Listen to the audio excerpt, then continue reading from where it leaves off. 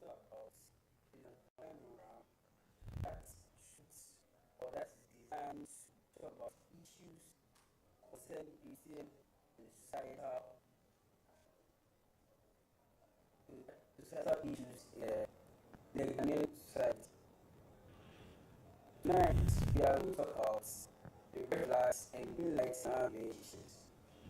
One, I was sitting today and I came across a story.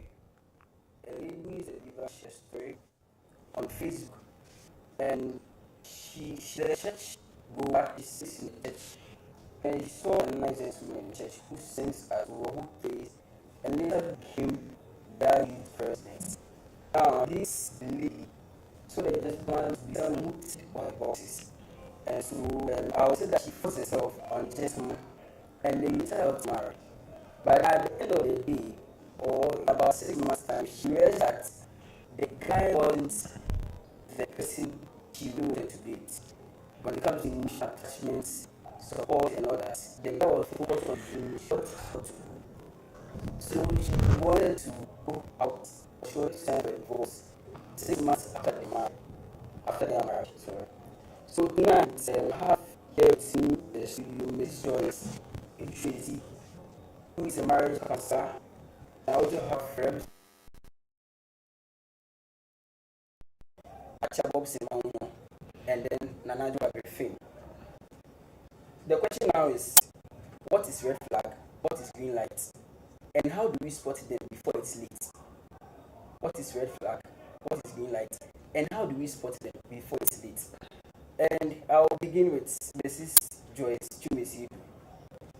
Mrs. Joyce Chumesi, since you're a marriage counselor, we will start with you. What is red flag? We are starting with the danger sign. What is red flag?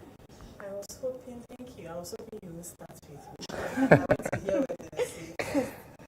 Okay, but so red flags are behaviors, attitudes that indicates that you may be in a toxic relationship, or a harmful one, or an abusive one, or an emotionally stressful one. Okay, the behaviors that bring out all these things are red flags. That's what I can say in a nutshell. All right, thank you. Please, Rose from the fellowship, do you have any idea or insights to share when we talk about red flags? You understand no red flags? Mr. Bobson. Okay, so for me, I will take it from this point. Red flag is a pattern that brings about sin or harm to an individual. That's what I would say a red flag is. All right, thank you. Ms. Griffin. Oh, I actually agree. I think they have summarized it very nicely. What red flag is. All right, thank you very much for your insights. Sally, you have something No, to I say? also agree. Sure. Thank you. So, Ms. Joyce, our next question before we go through the other questions as well. When we read 2 Corinthians, as Christians, we are warned, or we are told that we shouldn't be unequally yoked to unbelievers.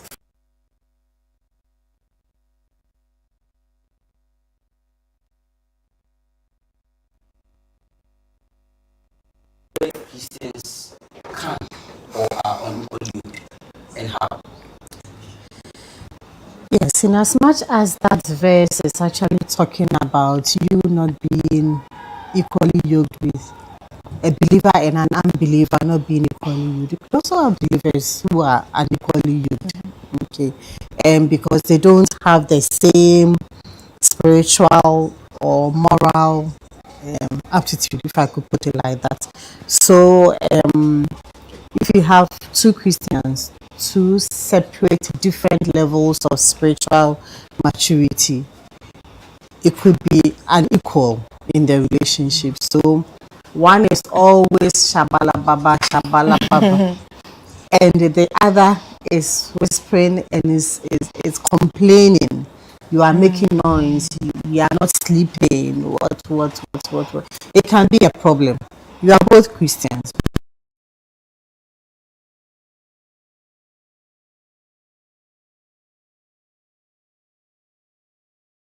Who have conflicts in their doctrinal beliefs. Okay, so we go to different churches we belong to. Perhaps one is, say, a charismatic, and the other is maybe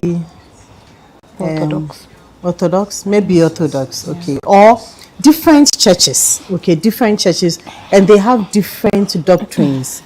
They understand baptism differently. Yeah. They understand their spiritual gifts differently. It can be a major red flag, and you would be unequal. Okay, you could also have Christians who have different lifestyles. Okay, one is very committed to following the Bible to the letter.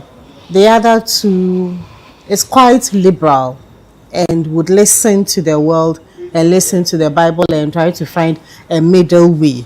Okay, and this other one who is very committed to following the Bible to the letter is not ready to make such compromises. You can become unequally yoked. Okay, and then you could also have different emotional and relational health, in the sense that yes, you are both Christians, but one is coming with a baggage of emotional issues, okay, and wasn't able to sort it out and brought it into the relationship, into the marriage. And so yes, we are Christians, but the issues that one or both of us are coming with are making us unequal. So yes, to your question, two Christians can become unequally yoked. Thank you very much for sharing them. Youths, please, do you have any? She has said everything. Okay, so there was one trick that someone showed me to find out whether you are unequally yoked as Christians. So usually when you get married, you're advised to attend the same church as your spouse. So if you both agree that you don't want to attend the same church, would you be comfortable with your children attending the church of your spouse? Would you be comfortable with what they are going to teach your children? If not, and you have doubts about what your child is going to learn in that particular church, then that's when it's signs of that you're unequally yoked, because you don't particularly believe in what your spouse is believing in. Yeah. Thank you very much. I'm sure most of us, we here have been in a relationship before, one or the other, be it dating or just friendship or workplace relationship. And I would want to ask whether we've experienced or seen red flags that we've ignored before. I want us to share our experiences. So, I'll start with Mr. Bobson. Okay, so one red flag I saw was lack of acceptance in terms of maybe when you're correcting the person does something and you're trying to bring a little bit of correction, you see this rebellion character within the person. For me personally, once you do that, I find it to be a red flag. Yeah, so that's what I saw. Apart from that, I think everything was cool. Yeah. But there was a compromise somewhere, but it is what it is. Life happens. Okay, what I've seen is people pushing your boundaries or testing them. You put boundaries in place and they are constantly trying to see how far they can push. That shows a lack of disrespect, and I think it's manipulative. Yeah, that's what I'll say. That's the red flag I saw. Sally. I also think the person was self-centered and was always thinking about himself. It's not. I wasn't in like a serious relationship, but like friendship that was going to lead to that. So it didn't even lead to a relationship. But the person was always thinking about himself, and I think if you're supposed to if you're going to get married to someone, and the person is always thinking about only himself, you will not be very comfortable in the relationship. So I had to run. Is it love is selfish, or is it selfish as in being self-centered, or selfish as in the both of you? Anyways, thanks for sharing. Is love selfish? I don't think so. Love is not selfish. Yeah, that's not biblical At all. Love is not selfish. And with the point Mr. Bobson raised, I was having a conversation with a friend when it comes to relationship and all that.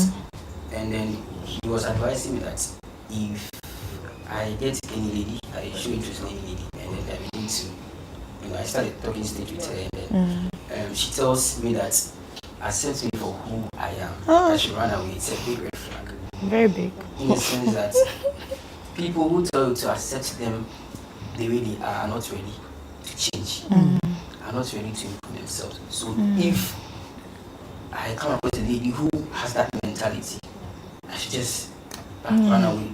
And I want to ask, should I run away or I should stay and then help her grow? I love her. Oh, wow. I think there's two ways to that one. Should I stay and help her grow? Grow Or I and- should just grow run and- away? I'm wondering. To be the woman I want. So you want to groom her? Yes. Oh, if you have the strength to do that,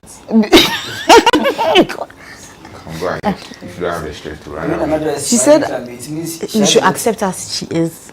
What if she's good and you are the one that is? Right. Maybe, I mean, there's that angle, but I think at the core of it, everyone should be teachable. Yeah. That's, I think, one of the like really important attributes when you're looking at someone, because we all have our human flaws. Even when it comes to the church is going to be like, okay, I accept you, but as you are here, there should be some sort of transformation.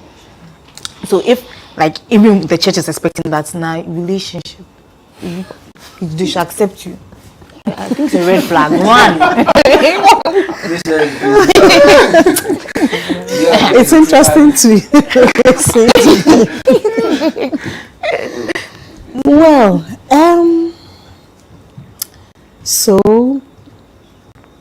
when you meet somebody, okay, in a relationship we make compromises. Yeah.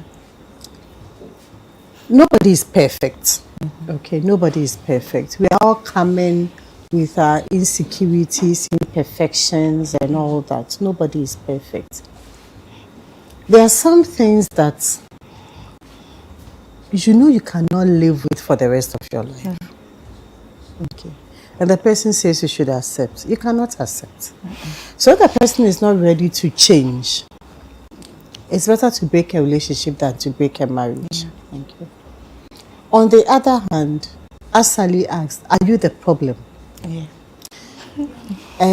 Is it that you don't leave room for miscellaneous? Okay, you are a perfectionist and you want everything to suit you. The world does not revolve around you. Yeah. Okay, and so you should be able to let some things go. However, there are some things that you know that, look, come what may, you cannot live with this for the rest of your life. Then run. Okay. But if it is something that, okay, you don't like it, but really it's not a big deal, you may try to see if you can accept it as time goes on. But if it's a no for you, it's a no for you. Okay. So I don't want us to emphatically say that if somebody says, accept me for who I am, then automatically it means that person is not ready to change. Not necessarily. Okay, not necessarily. But yes, I mean, if somebody says that, then you shine your eyes. Okay, but not necessarily. Because you want the person to accept you for who you are, don't you? Okay, nobody is ready to change his or her identity totally for another person. It's not even possible. Okay, it's not possible. Perhaps in the beginning you would attempt to come along, play along, be a hypocrite and all, but for how long? That is what happens, and then when people get mad, he says that, look, she's changed or he's changed. That is how he or she was. But she was pretending whilst you were in the relationship. Okay, so she didn't like it. He didn't like it. But because he wanted to get into marriage by all means, he or she seemed to swallow and accept. But I mean, in the relationship, you would vomit. So I would like to also add to what Joyce said. So I believe that will also come from a point of discernment. If you have given yourself to prayer, I strongly believe that God will show you something that will let you decide, stay or run away. So there's a balance. If you are prayerful enough, God will show you what to take and what not to take. He will not leave you just to enter into it like that. Some of us are very stubborn. as Christians. God will show you what it is, but you'll be blind because of Love. Love is sweet. Too. Love is blind. excuse me, I don't You don't know that love is sweet. I've I'm not telling you, love is experienced sweet. What you were saying, something just came in mind. I've realized that most Christians don't involve God at the early stage of their relationship. Yes. In the beginning, they don't involve God. They only involve God in the middle. So that's why most of the times most Christians do face issues with divorces and all that, because when you love the person, you don't even just the body shape, the body type, the lips and all that. Really Fikrabo said you have to involve God, you have to pray about it. Oh God, I've seen this lady. Is she the right person? I've seen this gentleman. Is he the right person? We don't. But when things get critical, that's when we try to involve God. I think it's also about education, right? I feel there's not much of education, sensitization in terms of this when it comes to our Christian work. For example, maybe you're supposed to submit things to God for approval before you go with it. We find ourselves entering into it, and then when it's not going so well, good, you now want to go back to Him. He's not an ATM machine to just go to Him as and when you want. So right from the beginning, involvement, commit everything into His hands, and then from there He's able to show you a blueprint of what lies ahead of you, what the person holds, what the person carries. Somebody will say one of the fastest prayers God answers is, God, if it's not for me, let him go or let her go. Me, I won't pray that prayer. I'll pray, God, let me see what this person has for me. Is it beneficial for me to continue this journey with this person? If yes or no, then I know what decision to take at the end of the day. So, But that's the same prayer. Your prayer and what you said is the same. the same thing, but there's a difference somewhere. Even with that, like with the whole prayer thing, I'd say that because of the different levels of spirituality, you might pray and then you might be able to see it. Sometimes God will even show it to you, but you are so blinded by love. So one thing I also really advise is like to seek like proper help, proper counsel. Just like we have like a church counselor. Because there are so many things that probably someone you're working with or like your counselor will see that you wouldn't see.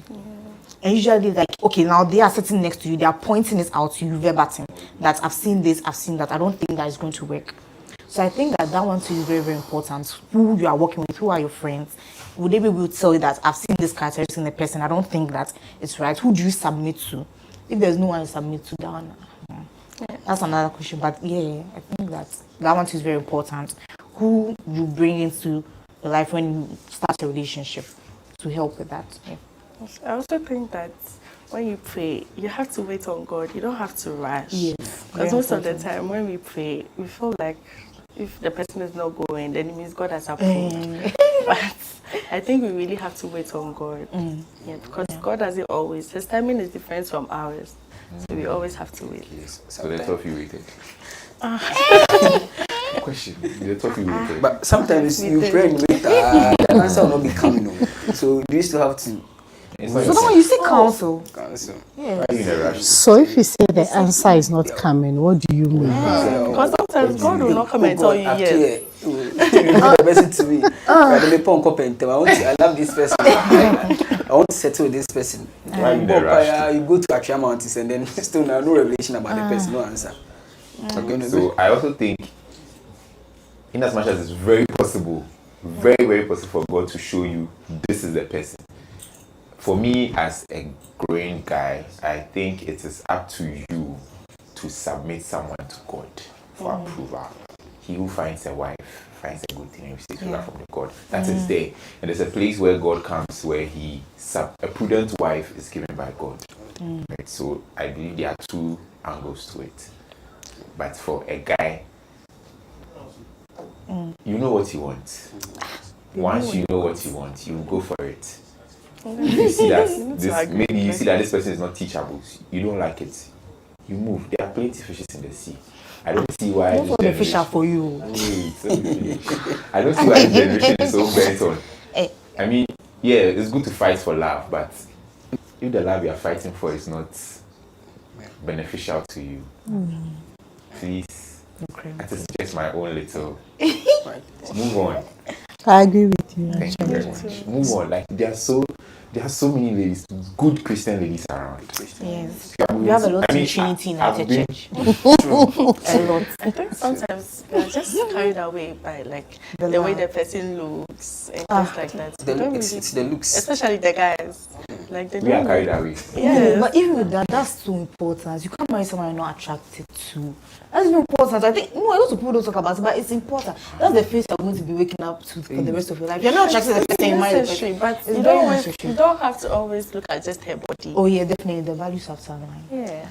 Some of the guys are not serious too, like So, at all. Serious as in. They are just nice faces, but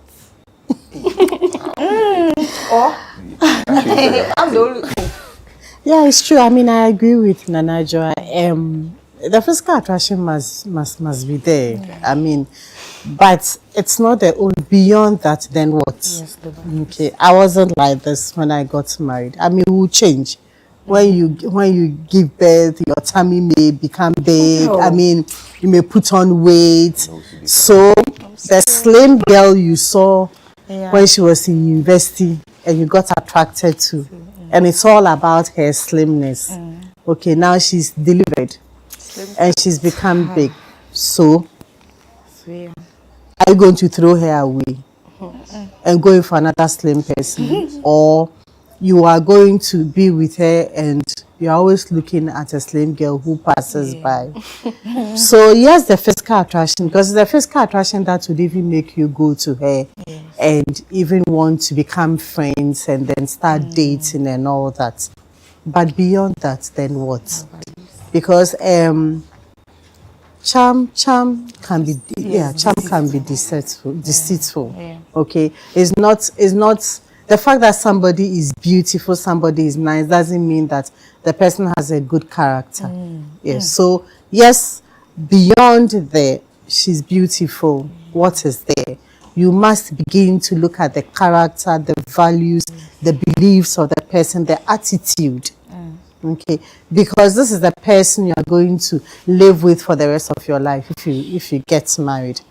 Are you going to be able to tolerate her attitude, tolerate his attitude for the rest of your life? Okay, because if a person doesn't have a good character, then you don't even see the beauty. Okay. It's other people who will say, "Oh, your husband is handsome. They don't Your know. wife is beautiful." You don't even see it. Attitude at home. Yeah, because the attitude stinks. Trophy wife. So one thing my dad always says is that what defines beauty and handsomeness is good character. Yes. Thank you very much. The face card is important. Physical is important. So Which if- one is face card? Like how nice is your feature? That's a Gen Z language. Face card. Face card. Yeah. Wow. Enuonyam. And you yam. Yeah, enuonyam. Nenimu enyam. So if you just join us, this is Let's Talk About, a weekly program brought to you by Trinity United Church, where we have discussions on social and religious issues in the Ghanaian society. We are live on Facebook and then YouTube at Trinity United Church Legon. So if you just join us, like, subscribe, and then share to your friends. We are going for a quick break. We'll be back soon. Thank you. Stay tuned. With the growing challenges of life in light of both global and domestic development, the Christian is faced with the difficult task of balancing survival within a secular system and at the same time living a Christian life that pleases their Maker. It is for this reason that we need to have frank conversations on the many issues of life through the Christian lens. So, we bring to you Let's Talk About. On Let's Talk About, we talk about health, career, dating, marriage, family, divorce, politics, finance, and all the issues of life that the Christian is confronted with on a daily basis. Join us this and every Wednesday on the YouTube and Facebook pages of Trinity United Church Legon, and let's talk about life as Christians. With the growing challenges of life in light of both global and domestic development, the Christian is faced with the difficult task of balancing survival within a secular system and at the same time living a Christian life that pleases their Maker. It is for this reason that we need to have frank conversations on the many issues of life through the Christian lens. So, we bring to you Let's Talk About. On Let's Talk About, we talk about health, career, dating, marriage, family, divorce, politics, finance, and all the issues of life that the Christian is confronted with on a daily basis. Join us this and every Wednesday on the YouTube and Facebook pages of Trinity United Church Legon, and let's talk about life as Christians. With the growing challenges of life in light of both global and domestic development, the Christian is faced with the difficult task of balancing survival within a secular system and at the same time living a Christian life that pleases their Maker. It is for this reason that we need to have frank conversations on the many issues of life through the Christian lens. So, we bring to you Let's Talk About. On Let's Talk About, we talk about health, career, dating, marriage, family, divorce, politics, finance, and all the issues of life that the Christian is confronted with on a daily basis. Join us this and every Wednesday on the YouTube and Facebook pages of Trinity United Church Legon, and let's talk about life as Christians. Everyone, I'm Justice Ojao from CB Logistics, and we provide fire safety equipment such as fire extinguishers, smoke alarms, and smoke detectors. You can follow us on all social media platforms, CB Logistics, for all your safety fire equipment. Thank you. Everyone, I'm Justice Ojao. Challenges of life in light of both global and domestic development, the Christian is faced with the difficult task of balancing survival within a secular system and at the same time living a Christian life that pleases their Maker. It is for this reason that we need to have frank conversations on the many issues of life through the Christian lens. So, we bring to you Let's Talk About. On Let's Talk About, we talk about health, career, dating, marriage, family, divorce, politics, finance, and all the issues of life that the Christian is confronted with on a daily basis. Join us this and every Wednesday on the YouTube and Facebook pages of Trinity United Church Legon, and let's talk about life as Christians.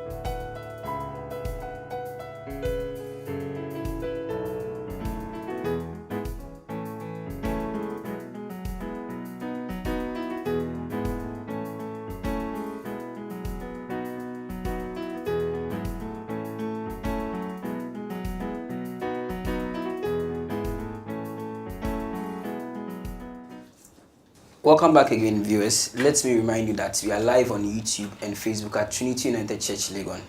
Tonight, our discussion is red flags and green lights and how to spot them in a relationship. And I have here with me a marriage counselor and then 3 reps from the Youth Fellowship of Trinity United Church. I have Mrs. Joyce Chumisiedu, who is our marriage counselor, and she's here to share insights and knowledge when it comes to relationship and then marriage. And I also have Sally Lawson, Mr. Achabo Bobson Maunyo, and then Miss Abrifin.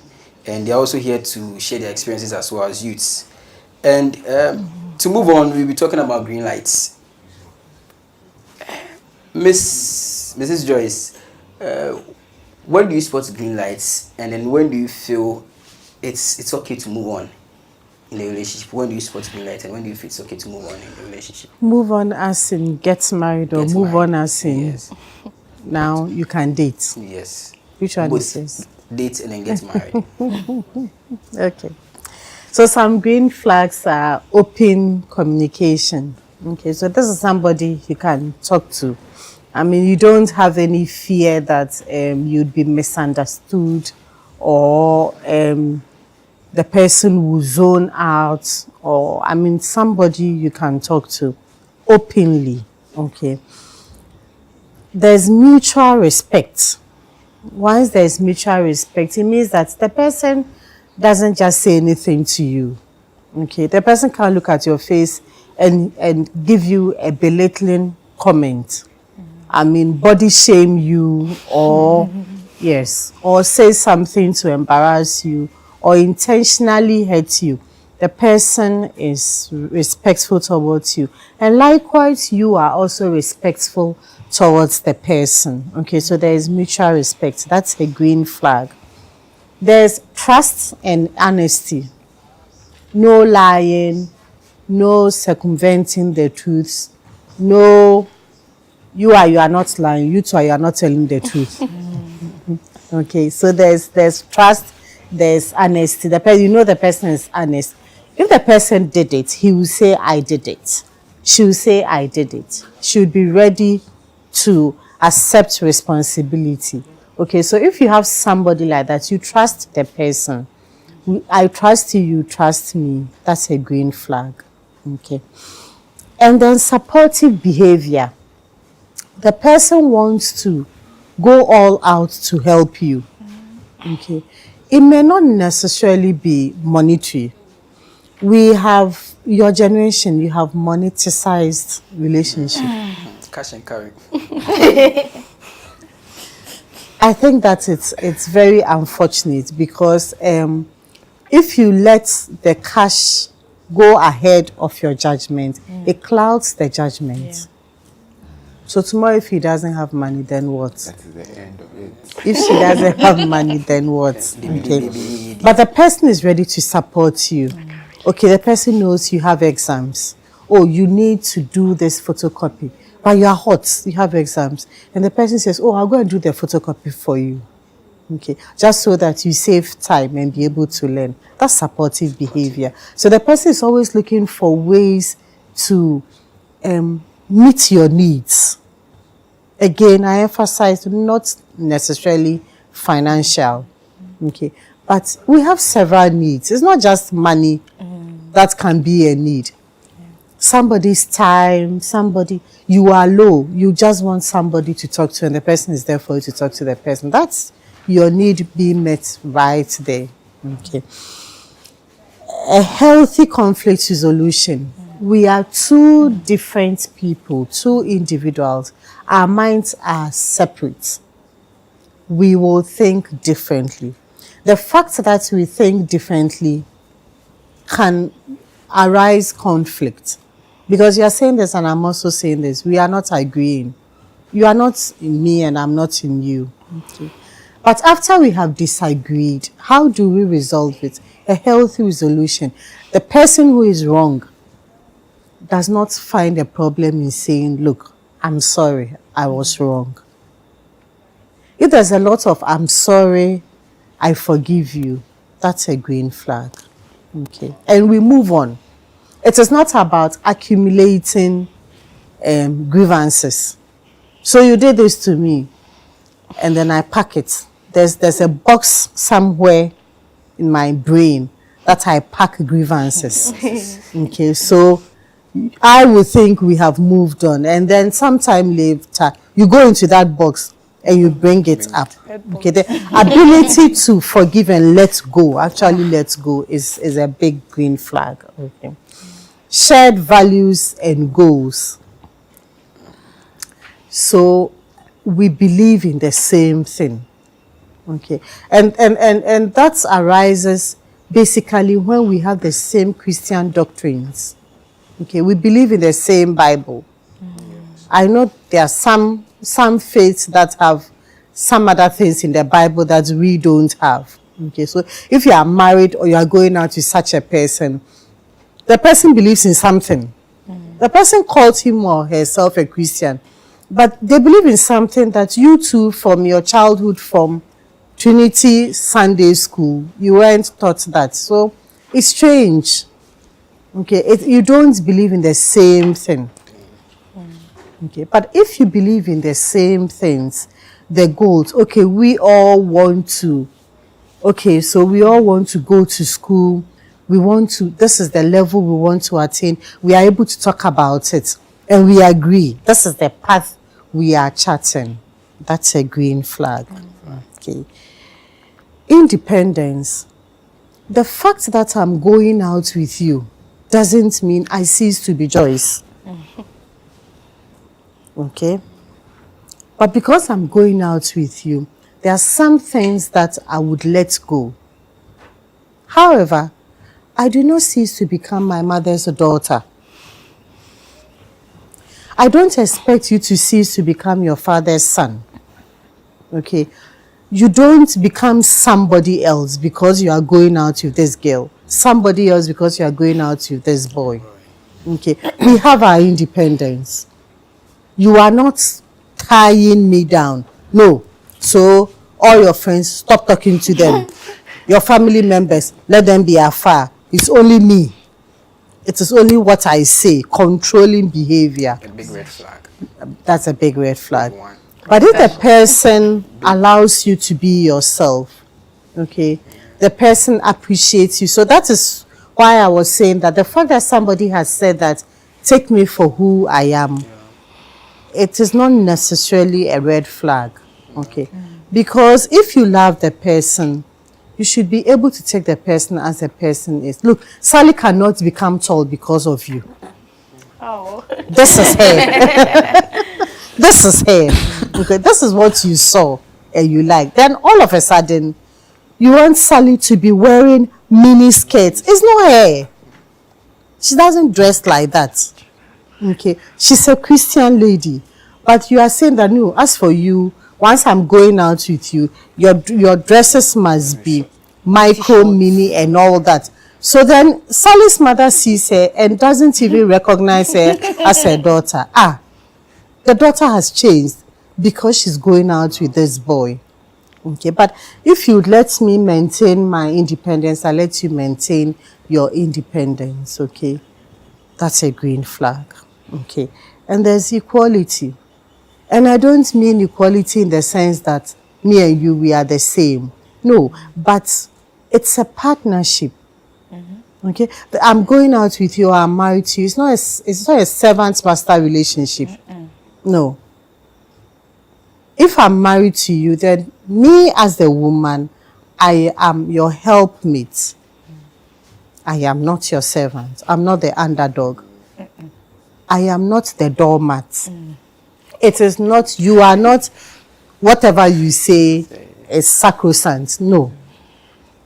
I must be able to voice out my opinions. You must be able to take some feedback from me. If it's a decision that would affect the family, you should be able to consult me. So if I'm going out with you and you consult me a lot on things and you take my mind on issues, that's a green flag for me. Okay. And then lastly, affection and appreciation. Whatever, the least thing I do, you are so grateful. And the I love you, you say it. Very important. Very important. You say you love me. Okay. And you let me feel that I am the queen of your heart. Yeah. You are the king of my heart. Wow. It's a green flag. Wow. Hey. All right. Thank you very much. I want to just add one important thing. So nowadays, something that's, I mean, I don't want to say it's a current trend, but then it has been popping out a lot about gender roles, who should do what, who should do what. I think that basically at the fundamental level, marry someone who is kind. Because when you're tired and you're coming home as a lady, he's not now going to be like, okay, come and wash the dishes. Because he's kind. The same thing for like a man, like when you're marrying a lady, she sees that, okay, maybe you're stressed and stuff like that. She's not going to now be bringing financial burden. So I think at the basic level, marry someone who is kind, someone who's considerate. I think that's what's going to help with a lot of these gender roles, gender issues, who should do this, who should do what. It's at home. We are doing this thing together. So at the end, if I can't do something, someone else should be able to pick me up and then do it. I also think you should, when you're going out to someone, you should check how he relates with other people or to other people. Because if someone wants you, he can be very nice to you, but then after he gets you, True colors. he'll go back to default settings. So you have to really check. So if you're dating someone and then he's always insulting people at the filling station, the waiters, and all of that, you have to be very careful. Yes, and that, Red flag. one thing I've realized that I think that I've heard it a lot that like in the olden times, like they really do these checks well, but nowadays we are barely.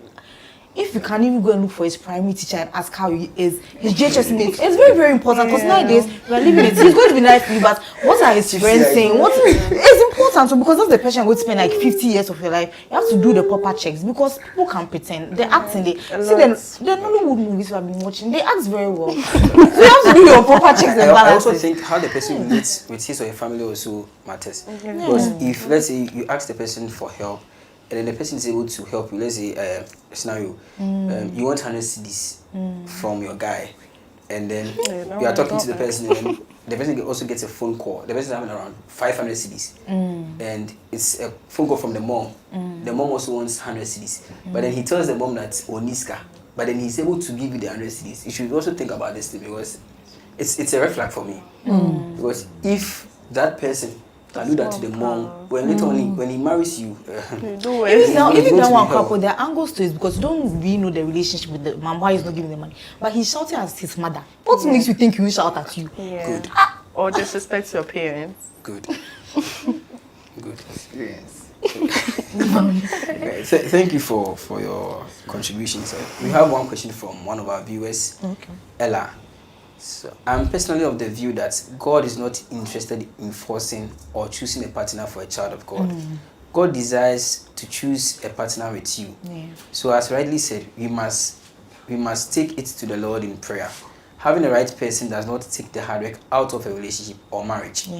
Relationships demand hard work even when you have the right person. Okay, so it's a contribution. Right. Thank you very much, Ella. Thank you very much. Now, we have another question. How can someone develop emotional intelligence to recognize red flags and green lights in a relationship, early in a relationship? Can I say something? Okay. Oh, sure. I think, so speaking to counselors, watching, I think there are a lot of people on YouTube, good people that sometimes speak about some of these things. Then you can always talk to Auntie Joyce. As youth members, we have like a lot of programs. They come to talk to us. And then I feel like we know the red flags. Sometimes we just overlook it because maybe the person is giving us money or the person is very tall and handsome. But we really know like the red flags. Let's not even pretend. Okay, so to add to what she is, I think one important thing that people usually make fun of, but I think is very important, is to create a list of what you are looking for in a person. You list your non-negotiables first and then all the other things. I mean, most of the time, you shouldn't really concentrate so much on superficial things, in as much as that sometimes are important. But I think that when you get the list, it's easier to refer back to it when you meet someone that you are interested in. So then as time goes, you are having conversations with the person, you are interacting with the person, then, quote unquote, you are, weighing them like with the list to see, okay, is the person Like at least for the non-negotiables, does the person meet it? Is the person kind? You can even use the Bible as a reference. I mean, the fruits of the Spirit and what God says love is. So those things primarily, then you look at it. Obviously, you're not going to get someone who's going to possibly check all your boxes. But then if you can get a good 80%. If you get somebody who checks all your boxes, you were thinking of that person when you're drawing the criteria. That's so true. But if the person gets, I mean, like a good 80% with your non-negotiables, that means you take it into prayer. I think that's how we can easily spot the red flags in the person. All right, thank you. This is a question. As for the red flags, they are always there. They are clearly there. Yeah. And you see them. But the emotional intelligence to say that, look, this is a no-no for me, I'm walking. That's what we lack. Yes. The capacity to say, my heart will be broken. I probably will be crying for the next week or two, but I'll go through it because this is a no-no. As I always say, it's better to break a relationship than to break a marriage. If you see the red flag, and it's consistently a red flag, and there's no change in sight, Paddy, run. Stay in your bed and cry. But And you go will to the gym. Nowadays, they go to the gym. to forget to help with the heartbreak. to help with the heart. Yeah. Okay. So that's why a lot of guys are at the gym now. Oh, most of them heartbreak. Heartbreak. I won't tell you about it. It's heartbreak. I see. Yeah. Thank you very much. Can I say Mrs. one Oh, you want to add? I think something we are all living out. Sometimes, like we meet people that are lukewarm. So, like they are nice, they go to church, Do you know but the then they right feel things? like you can have sex before marriage. Don't. They feel like you can do certain things, you can't do certain things. Like they say they are Christians, but they are doing certain things right. And I feel like we don't need to give excuses if we are children of God. Let's just do what the Bible says we should do. Let's not cut corners. So I think that that's also something we should look out for. Yeah, and I think at the core of it, what's very important is how you see yourself, your self-worth. I feel like if you are lacking a lot of self-worth, I think that's not the time for you to enter the relationship. Because now you're going to be saying, oh, if he leaves me, no one else would come for me. If he has seen me and he has seen something good, then I should probably stick with him. That you're not wanted. But I think when you have the self-worth, you'll be able to be like, okay, no, I can walk away and I'll still get something better. Yeah. All right. Mr. Watson, They've said everything. are you sure? They've said everything. Oh, maybe You something gym. to us. I don't gym. Oh, okay. Then you Then he's safe. I'm very safe. very My heart safe. is- So this is a my question heart is in for Jesus. So the Gen Zs here. I will say Gen Zs. How do you differentiate between green flag and a release clause? And what? Release clause. Release clause. You compliment yourself. Oh, really? Release clause. You don't Like know the something release- that will, like, where do I be your mommy? He's the right So- person for me to what? What talk her mommy? What mommy scar? He's good. So the release clause is basically something someone can do give you to- that to will let snatch you- away from away. another person. Thank you. Thank you. So for instance, I can be with Sally. Someone buy Sally Indomie. it happens. For example, My area. that's what you do. It happens. Because it was something I was seeing. It was something I was seeing in It's university. true, it's true. Like, a lady and a guy are together. The guy is not really there financially like that, but there's another guy who is doing some one or two things on his laptop and things. It's tempting. He can take the girl to some one or two expensive restaurants. So a release But clause. how are you dating somebody and you are going to a restaurant with another guy? They'll tell you don't put all your eggs in one One basket. basket. Okay, so it means you are not committed to the person. In their head, they are committed. But There's some football codes that the guys like you. that's what we are saying, release clause. That's the release clause. So they've released, like, there's something someone can do to snatch you away Okay. at the end of the day. So how do you differentiate? Okay. Are you answering? Yeah, so personally for me, I would say if you get to know, Your release clause. no, not that. If you get to know how someone is, you do what makes the person happy or brings joy to the person. So if I know the lady I'm with is someone who is into adventure and those kind of things, I don't wait for someone to come and take care there. Wow. I get to know that, okay, fine, this is your interest. So I put myself in a position to take you towards that place. Right? So that is mine. But there are some people too, you do that here still now. There's something else that can release them. Yeah, if you are sending it to a breeze, someone is sending it to Dubai. So the adventure you are sending, someone is So you know, if the relationship is based on that in itself is a red flag. Because no matter how rich you are, there's a richer guy somewhere. Yes. True. No matter how beautiful a girl is, there's a more beautiful girl out there. So love is a verb. It's a doing word. It's intentional. So this is the person I am dating and I want to get married. I am focused on that person. Okay. I am not competing with anybody for that person. So I am not about, she likes adventure. And as Nanaja said, so my money can take you to Ebri to go and climb the Ebri mountain. And that person can take you to go and climb Kilimanjaro. But I do not have the funds. If you train her like that, forever you keep, and before long you are stealing. Yes, because you have a high maintenance girl and you want to do above someone else. But no matter what you do, there's somebody out there who can do more. You can't keep So if she's not ready, you are students, okay? So let's say that you are dating while you are on campus. What money do you have? What does she expect you to do for her? Okay, because whatever you can do, there's a big man who is looking for little girls who can do more. True. Okay, so if she's susceptible to that, then That's the even in marriage you can lose her. Yes. So then stop trying, bro. That's it. advice. I think some of the guys, I don't know whether this is related to the release clause, but I feel some of the guys, you force yourselves too much. Like, you can't, you're She not doesn't really like ready it for a relationship, but you're going, then when she spends your money, you come and be posting fair women. That thing. Like, I feel if you're not ready for a relationship, That one. don't go into it. Yeah. Like, because as human beings, we need to build ourselves. And then, so if you're not ready for it, Yeah, look just at don't your go because pocket your and friends date in are. that bracket.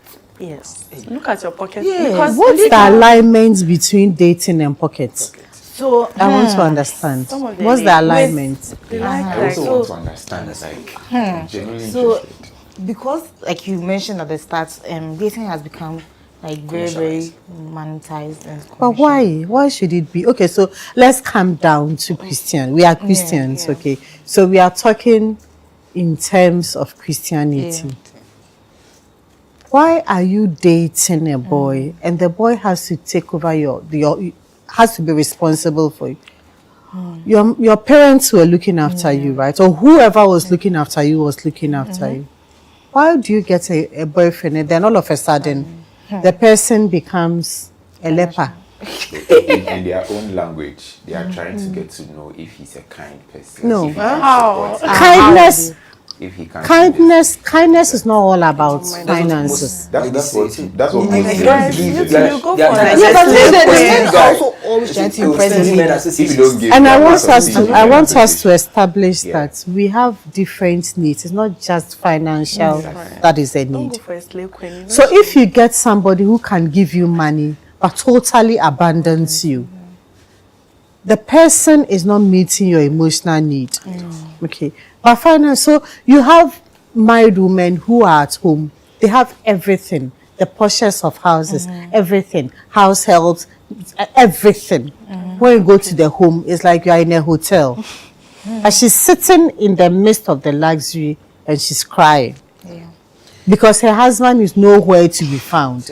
Auntie Joyce, I'm not cutting short. They will say that it's better to cry in a limousine That's than a to lie. date a broke guy. Yeah, that's No, what we're saying. no. Brother, Maybe It's more yesterday I sad heard- when you are yesterday rich I and you are heard- crying. yesterday I even heard one like that. Better to cry in a Lamborghini. I don't blame them Better because to cry on a bicycle. I heard they that. we have people, That's so-called conversation. influencers who sit on TV and then say things like this. That dating a broke guy. So who is our model? No, That's the question I have to ask. I just believe this generation has fallen to a certain standard where we think we don't look up to God, or we don't take the Bible as a Not all of standard. us. Not all of us. We look to people who are sitting in front of microphones and then saying Podcast. their traumatic experience, Yes. and then we want to live it out. That's where I see this generation. They don't believe in the process. They want one touch. Yeah. At this point, a lot of us in this generation don't believe in the No. We don't believe in it. We want something that is spark, and then we hit it, and then we move on. You see, a lot of women married to rich men. If you ask them to turn back the hands of the clock, they'll turn it back. They would go in for that boyfriend they date because he didn't have money. And they are seeing that boyfriend now in a stable job. I mean, he's not rich. By all standards, he's not rich. But he's comfortable. And you see his wife, and his wife is thriving. His family is thriving. And she's sitting in the midst of luxury. And she's so sad. If you ask her to make a choice, if God will say, okay, I'm taking you back, she'll quickly go. Okay, it's not all about money. It seems, okay, they come out and they pretend. Yes, there are some who are married to rich men who are also happy because the man is rich, he's providing, and he's also there. He meets your emotional need and all that. He's supportive and all that. They are rich men, you go to their houses. I mean, they do house chores with their wives and all that. He's very into their marriage. And he happens to have money. Okay. Having that, so in as much as we are saying that, we are not saying that having money is wrong. There are people who do genuine work and they get their money genuinely. And they would spray it on their wives. Okay? Yeah, they'll spray it on their wives. They love their wives, so they'll spray it on their wives. That is not wrong. But I think your generation, everything is about money. Okay. So you get the cash. They get the cash. They have the weave-on that costs like $10,000. Okay, they have. So you undress one human being, and we are running into millions of cedis in a certain. As I say, half floor to someone. No human being. And because the men, your generation men also know that, that is why they are into so many vices. True. Just to be able to maintain their women. The Christian men don't fall into that ploy. We will not fall. There are Christian ladies who are ready to build a life with you. I'm ready to work hard and Yes, help you. I will also take you from two different angles. The first one is there be that we say that one couple is with discernment. Some there be no, because some men are genuinely lazy. You are saying that he's lazy, but he's gaslighting you to say that you don't want to stay with me because I don't have money. That one too with discernment, and then also with the part about there are Christian ladies that are genuinely like going to start with you from the scratch. Nowadays too, the Christian ladies, we want to start with you. We are there, we start with, but no, the men, I want to build house first. I want to get my car before I settle down. Then on 3,000 a month salary, when will you build that house in it? She says she wants to start with you. You let's start. 1 bedroom apartment, 2 bedroom apartment. You can make it very nice. But no, now the men too, they want to build house first, car, have land, before they settle. Are you talking from experience? Oh, no, I'm saying what is on the ground. It happens a lot. Because now the ladies have to wait till 30 because you want to get these things first. I'm saying that I'll stay with you, but also there be oversee dying. No, we are both in jobs. We are both working. We put our monies together and then we start our lives and we build it up gradually. That is more enduring and that's more sustaining. Thank you. But I think the thing is, we listen to more of the world than we do read our Bibles. So that's where all these different things are coming from. Because through this generation, we listen to the world more. Maybe we see that some 2 people in the world have married, and then their wedding is going this way. They've been able to do it this way. The man is doing this for the woman. Even with them, if you go back and look at their story, you realize they started from a very low place. But they won't show you that low place they started from. They show you at the middle, where maybe this and that. Some too is fake life. And then a lot of us fall for it. We don't. We listen to the word more than read the Bible, because I strongly believe if you give yourself to the word of God, every single standard you want to see in someone or you want to live by is inside. The Bible it answers every single question in your head about anybody and about everything. So even if it comes to who you want to be with, whether it's dating, marriage, it's inside the Bible. I also think that sometimes we put so much pressure on the men, like the man has to make money and all of that. But I feel like God has given women like a rich wife. Yes, we need to be independent. We need to work hard as ladies so that you don't wait for any man to come and do everything for you. That's even what leads to disrespect and all of that, because the guys are wanting everything. You can also work. You have hands to work. You've gone to school. So why did you go to school? You shouldn't be a burden on your husband. Yeah, you should support him. You should also do something for yourself. Yeah. I think I agree with you. We have a question from Abina. Okay, it's a question to Auntie Joyce. Auntie Joyce, does God choose your partner? Or we choose and present it to God? Also, if the lady is very spiritual and the man is a normal Christian, will it bring problems in the future? We talked about believers being unequally yoked. Okay.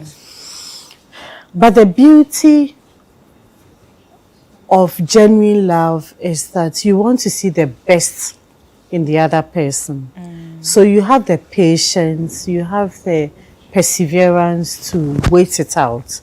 Okay, you are a good Christian, he or she is not. But you have the patience, the tolerance, okay? But gradually you are bringing the person up. Whatever you want in your spouse, you should exhibit it. You want him to be a giver, be a giver. Yes. You want him to love you, love him. Okay. Show what you want your partner to exhibit. You don't ask for love when you don't give the love. You don't ask for respect when you don't give the respect. Okay. The best way to teach is to portray. Okay. It's not about what you say, not necessarily. It's more about what you do. Yes. So you are expecting love, show love. Okay. And gradually your showing love would bring the person on board. So, I mean, your question saying that the person, what was the question? How do you, Does God choose? does God choose your partner for you? Fortunately, we can't put God in a straitjacket. Yes. He is God. He has his ways. He can decide to choose for Sally. He can decide to allow Nanajwa to choose and guide Nanajwa to choose the right person. But we are saying that whatever it is, God expects that right from the day you see the lady and you like her, take it. In fact, even if you are not in a relationship now, pray towards your marriage. Yeah. So then God leads you some way, somehow.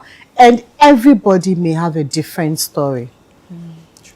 Some would meet their partners when they are down, their lowest times. That's when they meet their partners. Some will meet their partners when they are being celebrated. They are on stage and being celebrated and they meet their partners. Everybody has a story to tell. Okay. Our God is not in a straitjacket. His ways are not our ways. Okay. And our thoughts are not his thoughts. He will deal with you as he, God, sees fit. So, just commit it to him and let him deal with you as he would. Sorry. Yeah, just something small.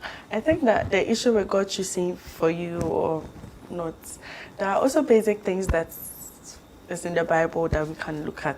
Like, for instance, the Bible says, can two work together unless they agree? Yes. So, like, if you are both always disagreeing on a lot of things, you should know that maybe you're not meant to be with the person.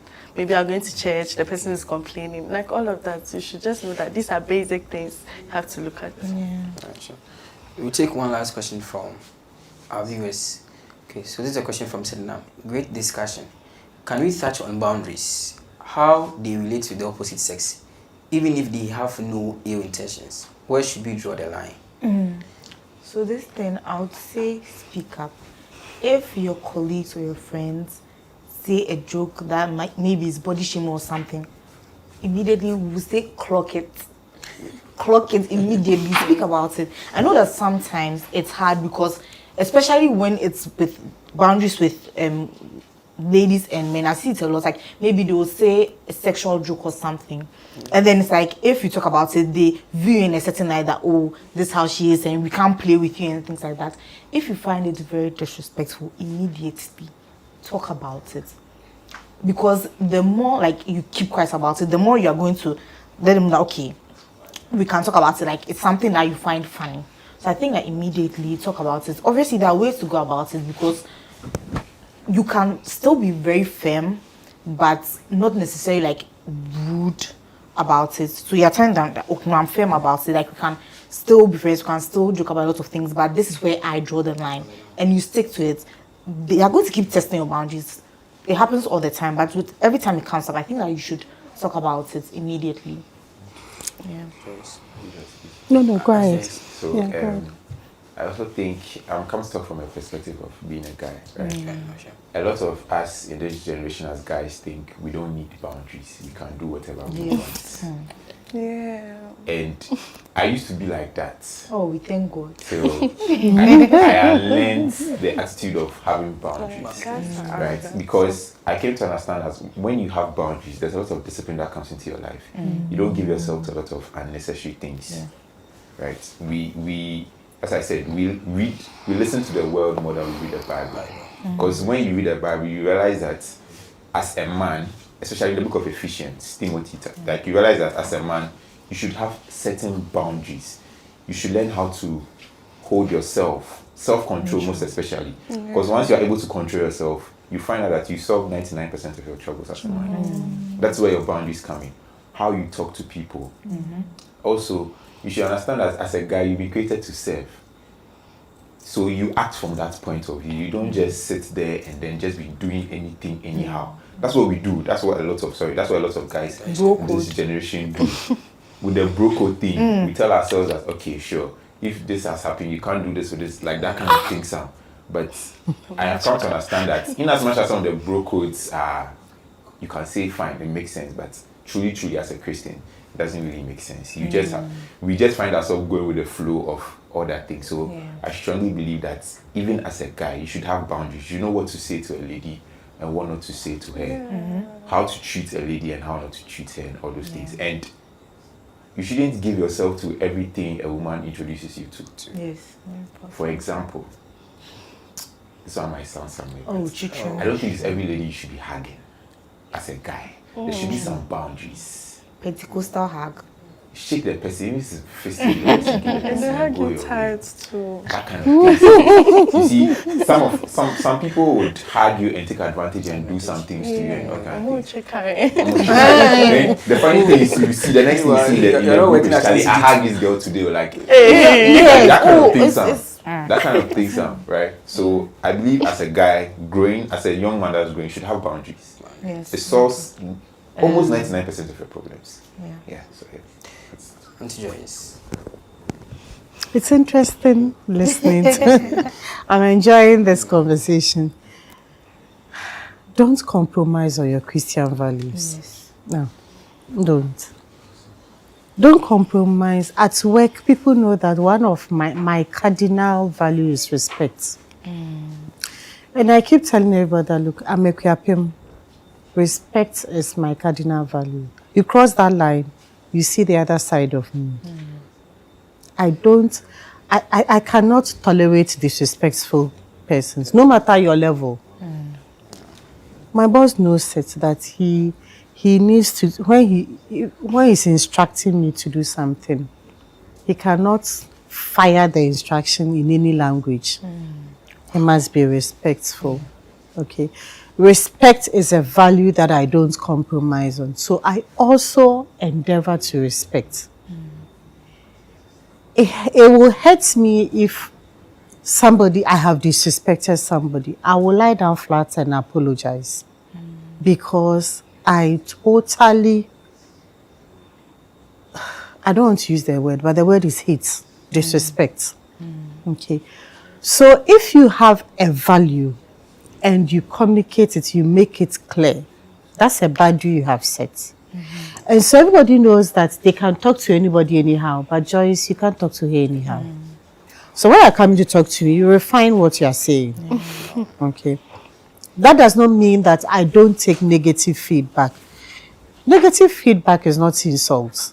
You can give me negative feedback without insulting me, but you insult me because, no, I won't take it. Okay. And it brings the worst in me. Stick to your values that are good values and don't let anybody cross that line. That is what makes you who you are. And it makes a statement to society, okay? If you say that, me, I do not like disrespect, don't try it. And they try it one or two, and there's a repercussion. Don't try it again. Stick to your Christian values. If you are going out and you tell your boyfriend that there's no way I'm sleeping with you before marriage, no way. And so he knows that he cannot take you to his room, or the two of you cannot be alone in his room. You set that boundary. So you've gone to visit him and you're sitting in the sitting room, or you're sitting on the veranda outside. You don't even want to see his room. Okay, because you know that when you are together alone in the room, you love yourselves. So there's a chemistry. Okay, chances that chances that you'd fall on the bed is great. So you don't receive me. I am not making you receive me in your bedroom. When I come to your house to visit you, we are sitting in the sitting room. We are sitting under a tree in your. It's a safe space for me.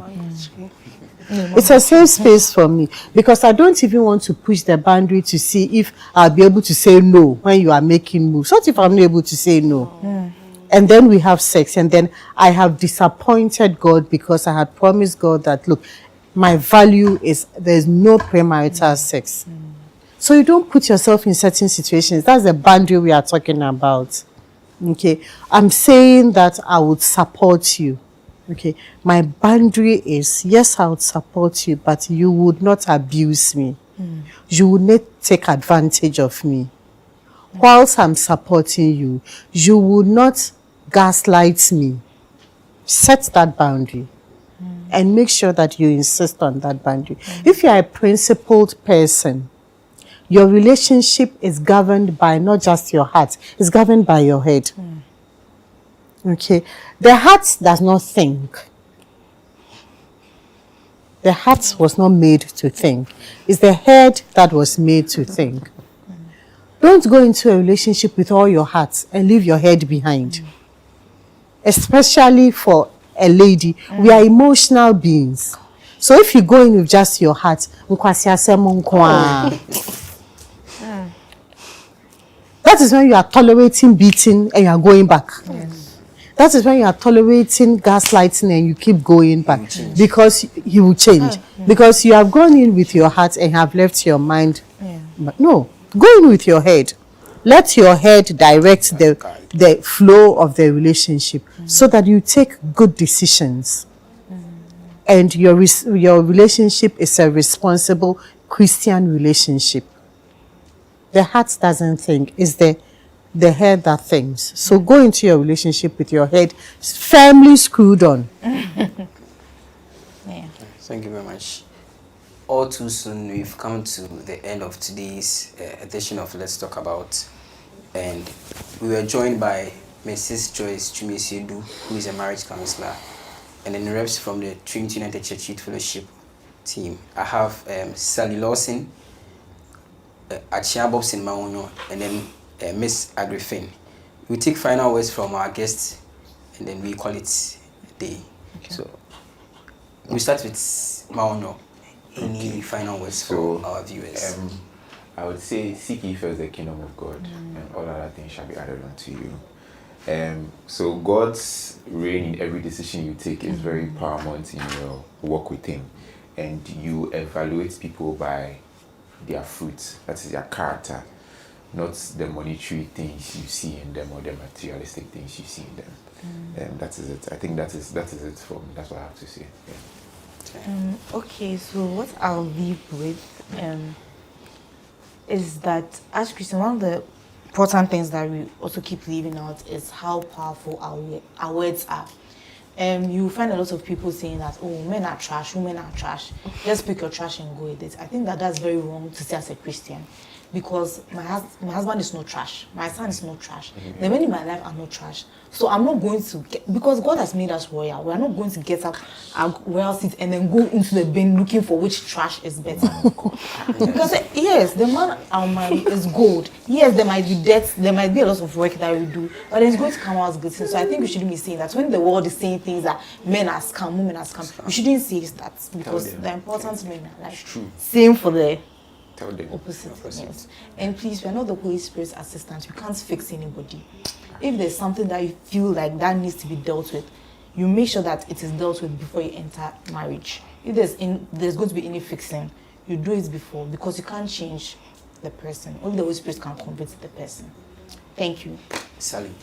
Okay, so I would say that if you're in a relationship and you see the red flags, just run. Don't be afraid that maybe when you leave the relationship, you're not going to get a good person. God created you and He had good plans for you.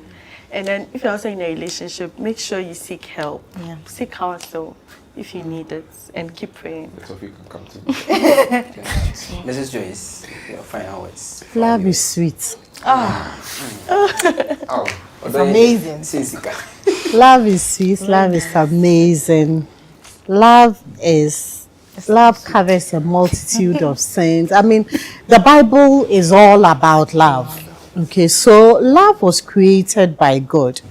It's good to love. As Christians, it is not, and we are not even talking about just erotic love here. Whilst we were yet sinners, okay, Christ died for us. That's love.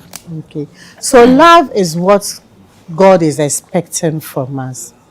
Now, if you are going out to somebody, you are going to marry somebody, love, but love in the Christian way. The fact that you love somebody doesn't mean that you have to compromise on your Christianity. Okay, and at the end of the day, pray about your relationship, pray about your marriage, pray into your marriage even before you start dating anybody. And I believe that if you pray about it, God in His own wisdom, infinite wisdom, will direct you to the right person. Okay. Thank you very much. Tonight, we've learned that relationships are not about feelings, just about feelings, but in discernment, values, and listening to the voice of God and the signs around us. Yeah. Red flags are not for decorations, viewers, and green flags are not something to joke with. And thank you very much for joining us tonight. My name is Richard Osei-Appiah, your host for today's episode. See you same time next week. Bye. Have a wonderful week.